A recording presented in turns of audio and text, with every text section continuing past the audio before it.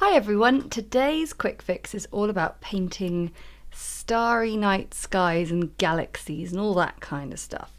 So the first thing we're going to look at is the actual painting of the sky. I've got two masked off sections because I want to talk to you about some different things once we've painted in the sky. Now the first thing is be creative with your colours.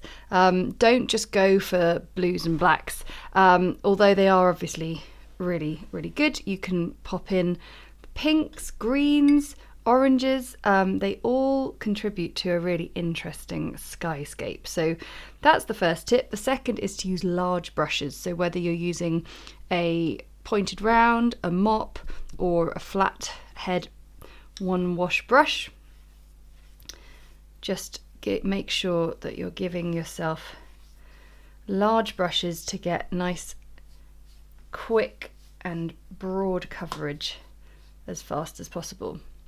So I am painting in now colours in a range of concentrations as well as a range of actual tones, fully remembering that these colours are going to dry a lot lighter than how they look on the page now. So I'll sort of put these colours in and then I'm going to add in some more concentrated Paynes Grey,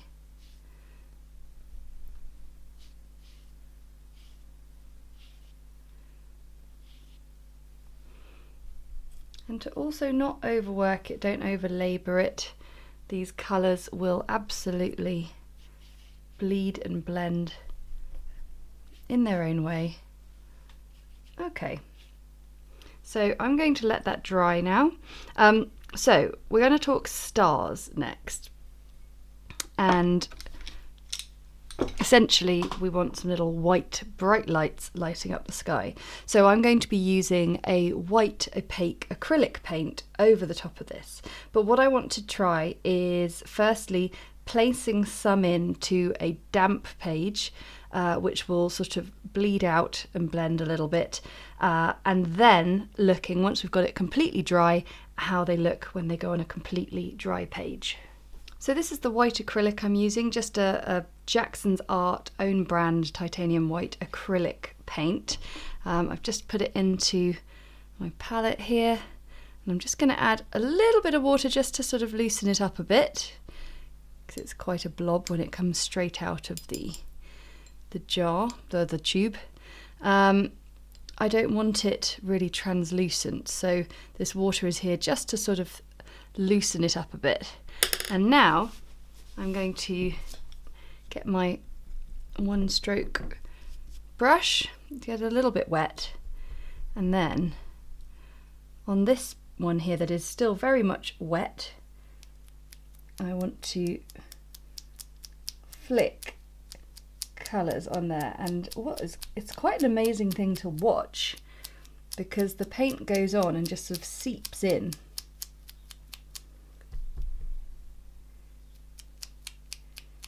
And you can see we just get the tiniest bit showing up. But what I'm expecting is the more I do this, it's slowly going to become more and more visible.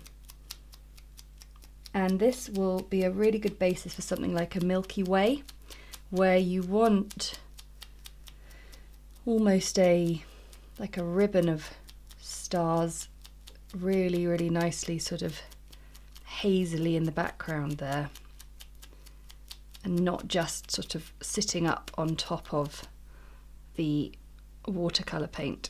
So what we're going to do is we're now going to let everything dry 100%, and then we'll have a look at spraying some colour over the top of the dry page. So as everything dries, it's all completely dry now, everything sort of fades down and softens a bit. So now what I'm going to do is I'm going to splatter, get a bit more water on that paint, so you want it a little bit wet, there we go, so it travels. And I'm now going to splatter across the whole page. Oh, I quite like that I've got a little like larger dribble going on there. So just keep keep going. I find this kind of brush a good splatter. You could always try, if you wanted, a sort of large pointed round. Just clean this one off and see how this goes.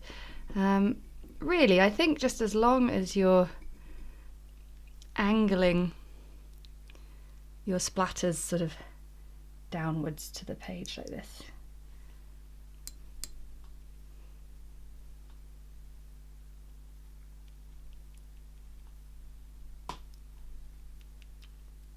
You can see they just sort of sit up on the page a lot more. Whereas this one here, what's quite cool is we're getting like a sort of larger array of splatters and colours going on. And because we had that faded area beforehand, we're getting something just a little bit more substantial. Anyway, so there you go.